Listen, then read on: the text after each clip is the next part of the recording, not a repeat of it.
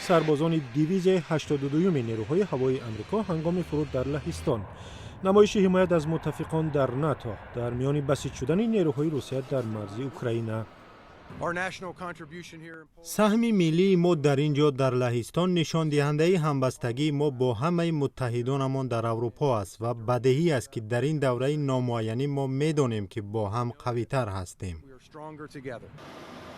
بر علاوه فرستادن نیروها به کشورهای اروپای شرقی، واشنگتن همچنین به اوکراین 650 میلیون دلار کمک رساند که به گفته وزارت امور خارجه آمریکا بزرگترین کمک به کییو است. حکومت اوکراین احتمال حمله روسیه را ناچیز خوانده است، ولی به گفته مقامات آمریکا چنین نیست.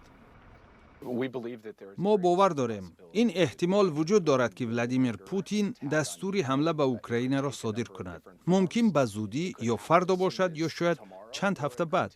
او با ارسال نیروها خود را در موقع قرار داده است که بتواند هر زمان ضد اوکراین اقدام کند.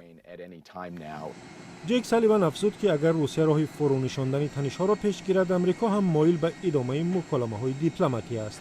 بحران در مرز اوکراین در بین سیاستمداران دو حزب اساسی آمریکا اتفاق نظر را با وجود آورده است که احیانا دیده می شود. شرایط وجود دارد، احتمالش بیشتر است. تناب را آماده می کنند و در اطراف اوکراین کشیدند. زمانی خطرناکی است، دوران مهمی است. این بزرگترین هجوم به اروپا پس از جنگ جهانی دوم خواهد بود.